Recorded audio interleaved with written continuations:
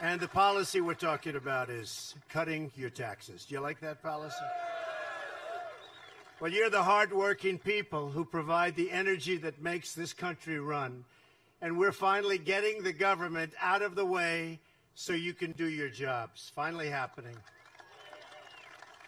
Prior to leaving the White House, I had a great bipartisan meeting with Democrat and Republican leaders in Congress, and I'm committed to working with both parties to deliver for our wonderful, wonderful citizens. It's about time. We had a great meeting with Chuck Schumer, Nancy Pelosi, and the whole Republican leadership group. And I'll tell you what, we walked out of there, Mitch and Paul and everybody, Kevin, and we walked out and everybody was happy. Not too happy, because you can never be too happy, but they were happy enough.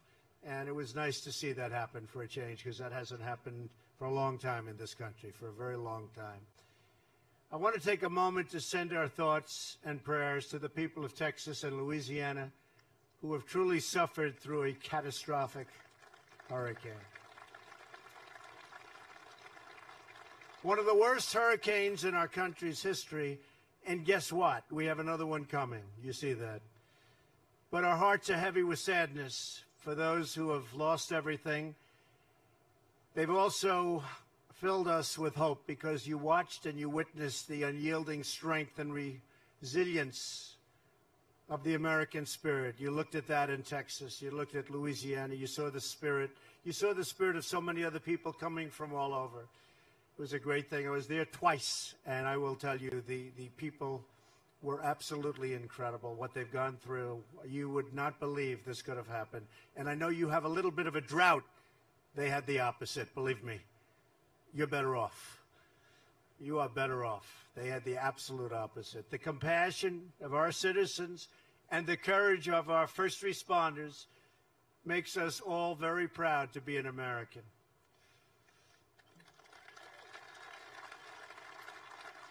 I can tell you that I was deeply inspired by the faith and perseverance of those who I met, and by all of the people that were there, so many people. And unfortunately, now we're getting ready to respond to Hurricane Irma. And these incredible people that we have at FEMA and the other groups, they thought they'd get a night of sleep. One night. Just one night. They're not getting anything. They're right now going to Florida, Puerto Rico, and the Virgin Islands, and they're already there. And they're being hit with some very, very strong and powerful winds. The ones coming now, Irma, they're saying is the largest one in recorded history in the Atlantic Ocean, coming out of the Atlantic, which gets big ones. So I just want to thank everybody and all of the people that are going down, and they're really now again in harm's way. We'll work together to help save lives, protect families, and support those in need. Together we will recover and we will rebuild. I also want to tell the people of North Dakota and the western states who are feeling the pain of the devastating drought that we are with you 100%. 100%. And I've been in close touch numerous times with our Secretary of Agriculture, who's doing a fantastic job, Sonny Perdue, who's been working with your governor and your delegation to help provide relief. And we're doing everything we can, but you have a pretty serious drought. I just said to the governor, I didn't know you had droughts this far north. Guess what? You have them. But we're working hard on it, and it'll disappear. It'll all go away. I want you to know we'll always stand strong and unified with our farmers and our ranchers, the backbone of America, that I can tell you 100%. So we're here today to talk about our plan to create a new age of American prosperity by reducing the crushing tax burden on our companies and on our workers. The taxes are crazy. The highest taxed nation in the world. We're going to turn that around very quickly. This is a once-in-a-generation opportunity, and I mean that. I think this is the one time you're going to get. And I'm honored to be joined by some of the fantastic leaders who share this goal with us. Senator Hoeven, where is Senator? Senator, stand up, Senator. doing a fantastic job. Come on up, Senator. Come on up here. Get up here. Fantastic job. Thank you, Senator. Governor Burgum, come on up, Governor. Beautiful job. Come on. Lieutenant Governor Sanford. The governor told me he's the best lieutenant governor in the country, so I don't know. We'll check it out. Congressman Kramer.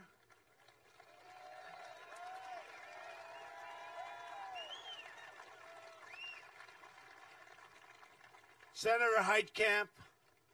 Senator, come on up.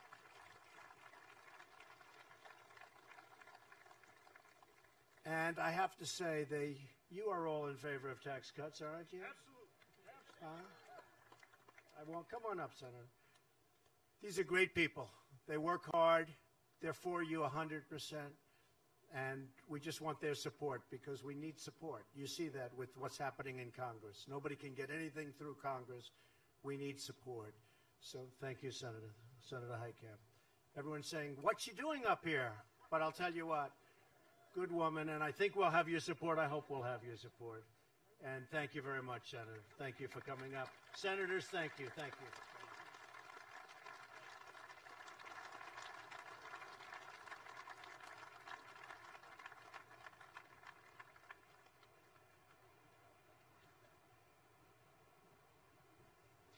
They're all in good company together. But working together, we're going to restore America's competitive edge by passing tax cuts and reform that will make America the best place in the world to hire, invest, and to grow. We love our country, we love our people, and we want to create more jobs in America for Americans. I want to welcome a great friend and a true American visionary who has created thousands of jobs in North Dakota and all around the country, and he's been a friend of mine right from the beginning. He said I should do this. Absolutely, you have to do it. A great, great American success story, Harold Hamm. Where's Harold? Where's Harold? Come here, Harold.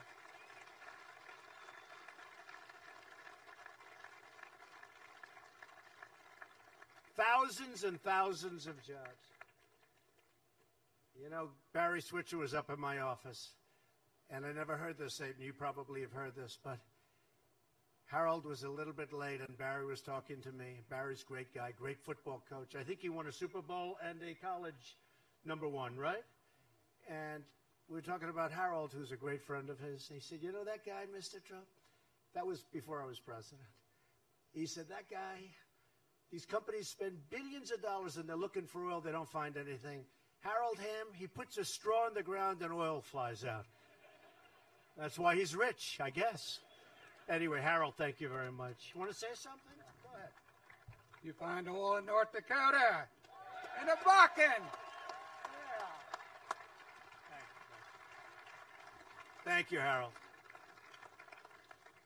North Dakota is an inspiring example of the amazing things that are possible when we unleash the genius of American innovators, unite the red tape, and I'll tell you, and we have to unite everything, and all that red tape becomes beautiful when you get rid of it. And we're getting rid of, are we getting rid of a lot of red tape, by the way? And we unlock the extraordinary potential of our great American workers. North Dakota chose to embrace American industry and the American worker, even when many in Washington wanted to tax and regulate your industries totally out of existence. And you knew that. You've seen what's happened over the last number of 8 months. You've seen what's happened. Big difference. Today, families have new jobs and new hope because of the vast energy wealth that you brought to life right here. You understand the vital truth. Washington has no right to shut down energy production because America's energy wealth doesn't belong to the government. It belongs to the people.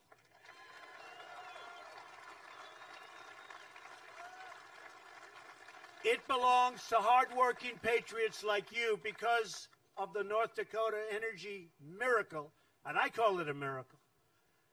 Today, this state has the lowest unemployment rate of any state in America. Nearly half the national average.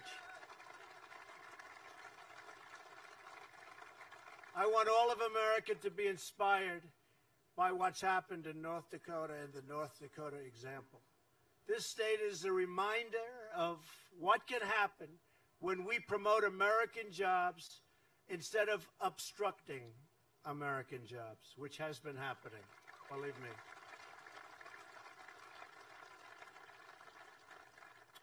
And by the way, Ivanka Trump, everybody loves Ivanka.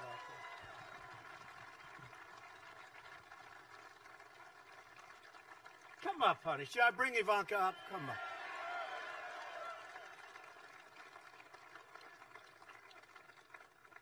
Sometimes they'll say, you know, he can't be that bad a guy. Look at Ivanka. Now, come on up, honey. She's so good. She wanted to make the trip. She said, Dad, can I go with you? She actually said, Daddy, can I go with you? I like that, right? Daddy, can I go with you? I said, yes, you can. Where are you going? North Dakota. I said, oh, I like North Dakota. Hi, honey. Say something, baby. Hi, North Dakota. We love this state, so it's always a pleasure to be back here. You treated us very, very well in November and have continued to, so we like showing the love back. Thank you. Thank you, honey. Thanks, baby. Come. And she means it, believe me. Since my very first day in office, I've moved a record pace, and really we have gone at a record pace, to eliminate the barriers that have been holding back our economy. You've seen it. So many jobs, stock markets at new highs. We're getting rid of one job-killing regulation after another. We've lifted the restrictions on shale oil. We've lifted those restrictions on energy of all types. We're putting our miners back to work. We've canceled restrictions on oil and natural gas. We've ended the EPA intrusion into your jobs and into your lives. And we're refocusing the EPA on its core mission, clean air and clean water. That's what I want, clean air. Think of it. We talk about the environment. I want beautiful clean air and I want crystal clean water, right? That's what we want. In order to protect American industry and workers, we withdrew the United States from the job-killing Paris Climate Accord. Job killer. People have no idea. Many people have no idea how bad that was. And right here in North Dakota, the Dakota Access Pipeline is finally open for business.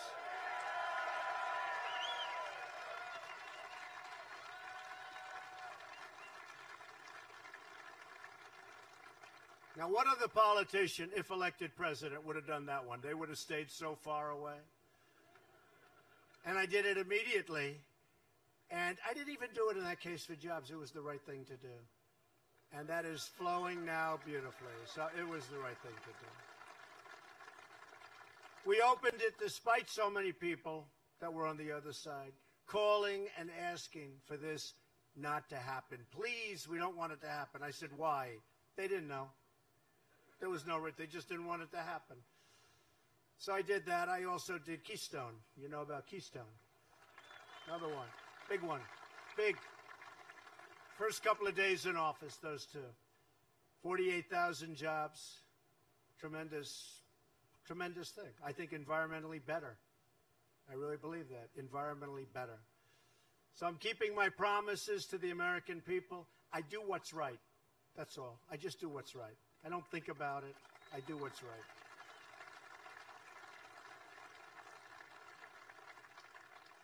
We're seeing the results all across the country. Already, unemployment is near a 16-year low. African-American unemployment is at its lowest point since almost the turn of the millennium. Wages are rising. Optimism among manufacturers is at an all-time high. That's something I'm very proud of. And they're moving back. Tell you. The companies are moving back. The car companies are coming back. They're going back into Ohio and Michigan and Pennsylvania and lots of places. Kentucky, car companies, they're moving back. And they got to move back. Because why should we be allowing other countries to make it, sell the cars, no cost, just put them right through our borders, cause us unemployment? It's not happening that way, believe me. And it's going to be more and more so. Because, you know, like you have to cut through red tape to do things, hard to believe. I have to cut through red tape to do things, too. They have it set, I'll tell you. America is back, and it's back right on track where it should be, and it's happening day after day after day. And we have certain areas where you have to give notice of 90 days before you can touch an act or before you can touch an executive order. Then you have to wait another 30 days and then another 90 days. Well, believe me, all of those days are coming up. And tremendous numbers of regulations have been cut. But soon you're going to see even more. And we're going to have regulation because regulation is not bad, but you don't need 25 times what you're supposed to have. So we're going to have sensible regulation. But our country and our economy cannot take off like they should unless we reform America's outdated, complex, and extremely burdensome. I mean, this is so complicated and so burdensome, our tax code. Our painful tax system has become a massive barrier to America's economic comeback. It really is. We're penalized. It costs us millions of American jobs, trillions of dollars, and billions of hours wasted on paperwork and on compliance. Our tax code is a giant self-inflicted economic wound. In the last 10 years, our economy has grown at an average of only around 2%, and some would say less than that. When I talk to the leaders of other countries, I speak to them all the time, they're unhappy about 7 or 8 points of growth, GDP. I spoke to a leader of a major country recently. Big country. They say our country is very big. It's hard to grow. Well, believe me, this country is very big. How are you doing? I said, because I have very good relationships, believe it or not, with the leaders of these countries. I said, how are you doing? He said, not good at all. Our GDP is 7%. I say 7%. Then I speak to another one. How are you doing? Not good. Not good. Our GDP is only 9%. Our GDP, if you look at our number when we first got in, we were hitting 1% numbers, and nobody even talks about it. Well, last quarter, we hit 3% GDP.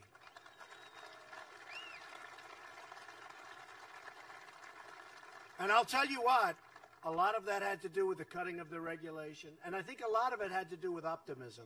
There's a lot of optimism now. People are starting businesses that they had no idea they were going to start a year ago. If we sustained 3% growth instead of 2%, only 1 point, and I think we have a long way to grow. I know we have a long way to grow. That means think of it, 1 point, 12 million new jobs and $10 trillion of new economic activity over the next decade. Think of it. $10 trillion. And if we ever went to 4%, think of that, or 5%, or 6%, let's see what happens. They were all sort of smiling when I said 3%. I must say we hit the number faster than I thought. But we hit 3% last quarter.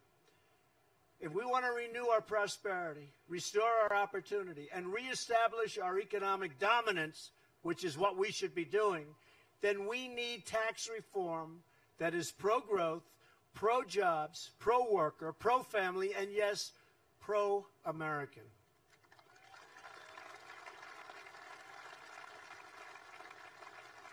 And anybody that's going to vote against tax cuts and tax reforms, whether it's in North Dakota or anybody else or any place else, you got to vote against them and get them out of office because it is so bad.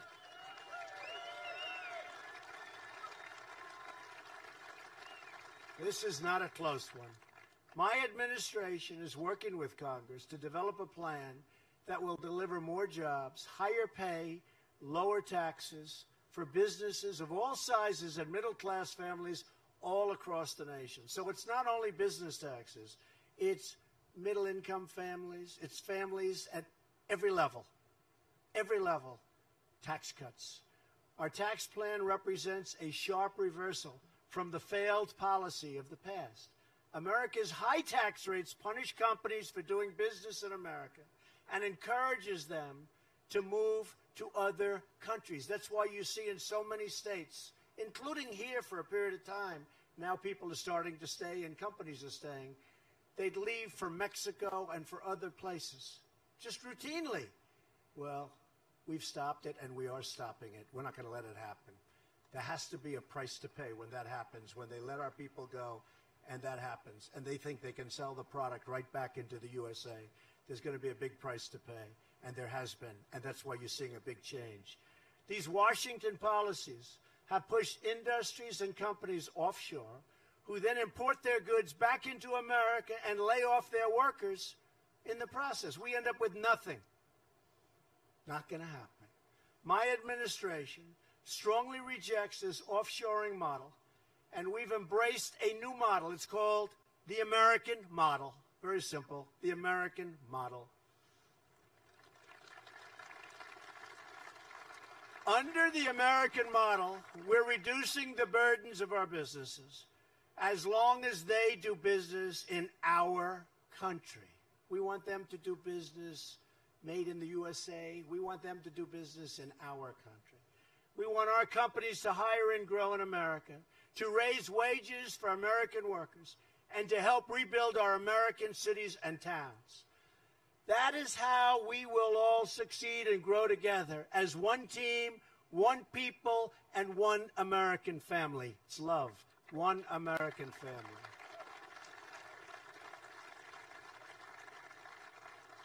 We're going to get into great detail over the next 2 weeks, but we're working on it with Congress now and coming up with very exacting numbers. But here are my 4 basic principles for tax reform. First, we need a tax code that is simple, fair, and easy to understand, unlike what we have. Our tax code has gotten ridiculously complex. This complexity leads to massive frustration, wasted time, and wasted money. Lots of wasted money. Today, the average taxpayer has to wade through 241 pages of instructions to file a basic tax form. Does anyone know that? 241 pages. A staggering 94% of the families need professional help to do their taxes. They have to get it, which is why the tax preparation industry generated $10 billion in revenues last year. That's one business I want to drive down. Sorry. H&R Block will not be supporting Donald Trump, I can tell you. Taxpayers spend 6 billion hours each year complying with the tax code. That's why we are proposing dramatic tax simplification. Under our plan, 95% of Americans will be able to fill their tax and file their tax returns on a single page without having to keep receipts, fill out schedules, or track endless paperwork. We're giving hardworking Americans their time back, and we're giving them their money back.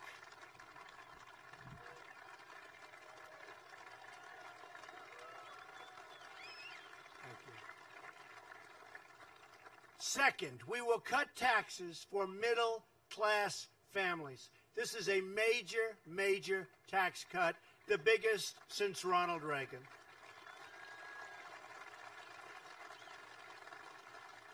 The pipe fitters and plumbers and nurses and police officers, all the people like you who pour their hearts into every penny earned in both the offices and oil fields of America. You're the ones who carry this nation on your back, and it's time for you to get the relief that you deserve. It's enough. It's enough. That's why our tax plan will reduce taxes for our middle class and allow them to keep more of their own money, keep that hard-earned money where you can spend it the way you want to spend it, or guess what? You can also save it. Nothing wrong with that. But it's your money, not the government's money. So we will provide tax relief to middle-income families through a combination of benefits, such as raising their standard deduction, increasing the child tax credit, and lowering tax rates substantially. Third, we need a tax code that restores our competitive edge so we can create more jobs and higher wages for American workers. Our plan will provide tax relief to businesses of all sizes, and we will cut the business tax rate as much as possible. Ideally, we would like to bring our business tax rate down to around 15%. That's a tremendous drop.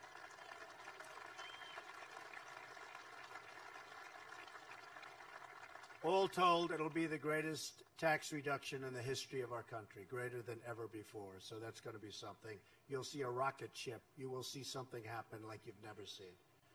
But we'll also dramatically reduce the tax rate for America's small businesses, which have created more than 60% of the new private sector jobs in the recent past. Tax relief is on the way for millions of sole proprietors, LLCs, and partnerships who report their income to their personal, and they do this, they put it on their personal tax returns. People think of it as a business, but it's on their personal tax returns. Those people with those businesses will be tremendous beneficiaries.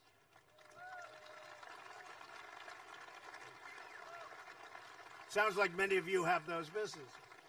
Tax reform will also benefit mid-sized businesses like North Dakota Guarantee and Title Company in Mandan. You know that company, anybody? President Nick Hacker. Where's Nick Hacker? Hello, Nick. How are you, Nick? How's business, all right? They're getting better all the time. He says that he spends a fortune on accountants to navigate our complicated tax system. We know the feeling. Everybody here knows the feeling. Like millions of other American businesses, he would much rather spend that money on higher wages for his 140 employees. Workers in energy sector, thank you. You have a lot of friends here, Nick. The workers in the energy sector will benefit enormously as well. North Dakota State Senator Jessica Unruh. Where's Jessica? Where's Jessica? Hello, Jessica. Congratulations. Doing a good job, right? That's what I hear.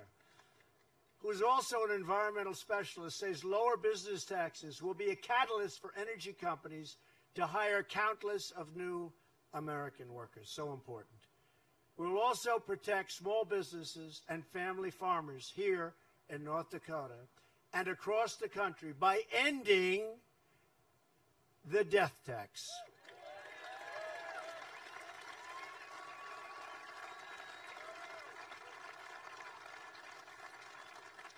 Tremendous burden for the family farmer. Tremendous burden. Thank you. Appreciate it. But a tremendous burden for small businesses and businesses that aren't necessarily liquid, but they're great businesses where you're forced to sell and terrible things happen. Here with us today is Julie Ellingson, a fourth-generation cattle rancher and a mother of 5 from Bismarck. Where is Julie? Hello, Julie.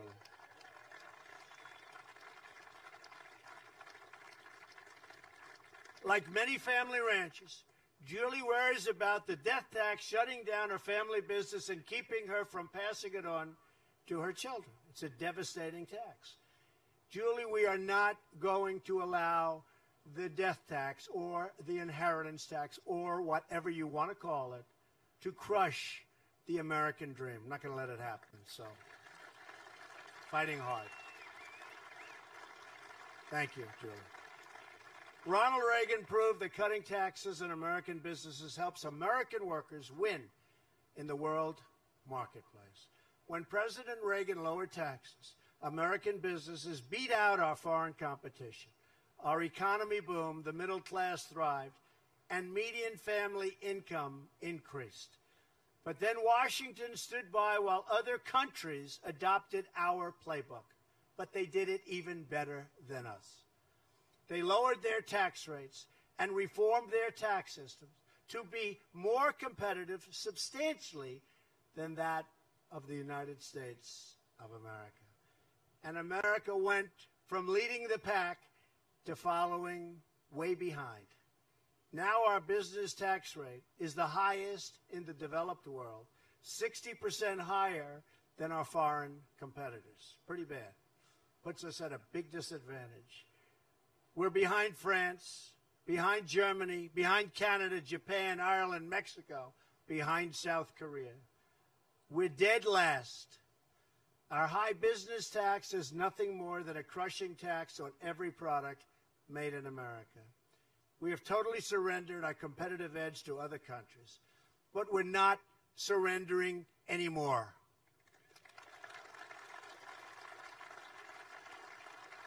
We're going to reduce the tax rate on American business so they can keep our jobs in America, create jobs in America, and compete for workers right here in America, meaning higher wages for workers and greater profits for companies.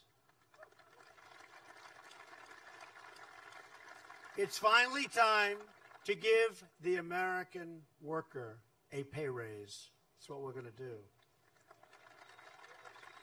And finally, we must bring back trillions of dollars in wealth that's parked overseas and just can't come back. Our tax system penalizes companies that bring wealth they have earned overseas back to America. As a result, corporations have parked trillions of dollars in foreign countries, money that could be and should be brought back into the United States where it can be invested in American companies, in American jobs, and American workers. Our tax plan will give these companies a chance to bring back these funds and bring them back and spend it in cities and towns all across our country. The numbers you're talking about are staggering.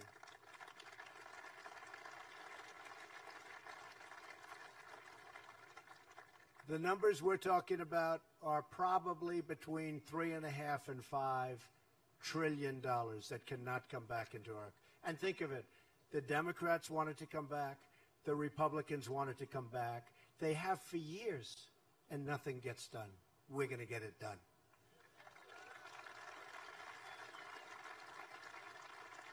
We're going to be switching from a worldwide tax system that encourages companies to keep their funds offshore to a territorial system that encourages companies to bring their profits back home to America where that money belongs. It is our time to invest in our country. We want to build our communities, and we want to build beautiful new ones, and we want to rebuild the old ones, and we want to hire. And you may have heard the term once or twice before. The fact is, we want to, just like that beautiful man's hat, we want to make America great again. Good hat.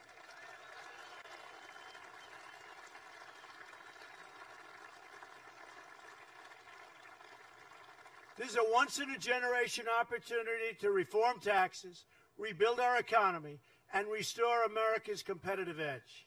History has proven time and time again that there is no power on earth more awesome and unstoppable than the will of the American people. You saw that on November 8th, believe me. You saw that on November 8th.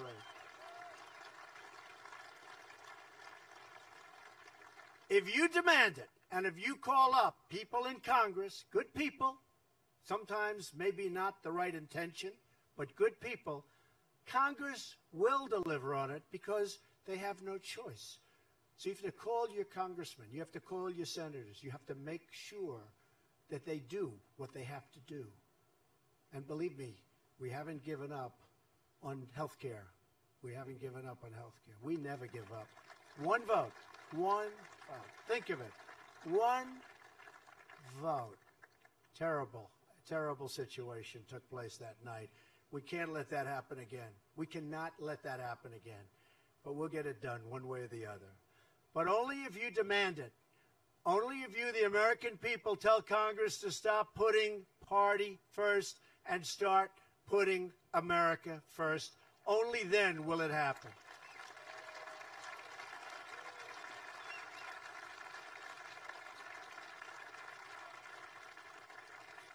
You can remind them that both of the Reagan tax cuts were passed by a Democratic majority in the House, a Democratic Speaker, and a vast majority of Democrats in the Senate, including a Democratic senator from the great state of North Dakota. So it can happen. You listening, Heidi? Yes, Heidi's listening. Yes, she heard that. Thank you, Heidi. We're not going to put her on the spot. I'm not putting her on the spot. If Democrats don't want to bring back your jobs, cut your taxes, raise your pay, and help America win, voters should deliver a clear message. Do your job to deliver for America, or find a new job. Do something else. Just do something else. I'm asking all Americans, Republican, Democrat, and Independent, to join with me, with each other, to demand tax cuts and tax reform that will put America first. We're going to put America first. It's time. We no longer have to accept a tax code that lets special interests win at the expense of the middle class. We no longer have to accept a rigged system. You know all about rigged systems? We talked about that plenty times in the campaign. You think anything's so different? But we're going to make it different. We're going to get that straightened out, too. That rewards companies for shipping jobs overseas and punishes them for investing in America. They actually get punished under the tax code for investing in our country. It's going to all change. We can heal the self-inflicted wound, and we can reestablish our economic dominance all over the world. We can give our workers the level playing field they deserve, and they will win, because if the fight is fair, no one on earth can beat the American worker or the American company. Nobody. Nobody.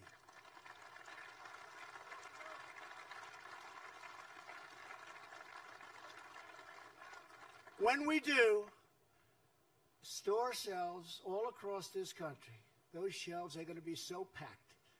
All around the world will be lined once again with products proudly bearing the words, made in the USA. So, do you remember when we're growing up, it was either made in America or made in the USA? What do you like better? Ready?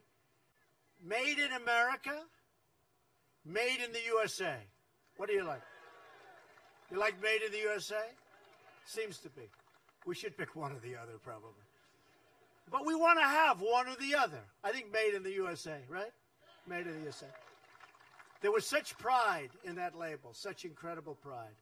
And it's coming back again, believe me. It's coming, because the quality of what we do is second to none.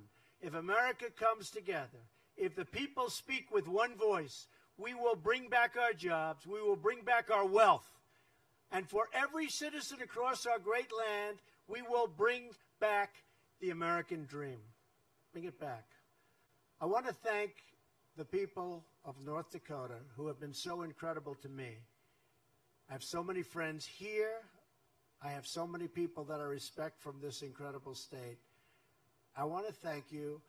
I want to say God bless you. God bless the American worker. And God bless the United States of America. And I appreciate you being out here today. Thank you. Thank you. Thank you, folks.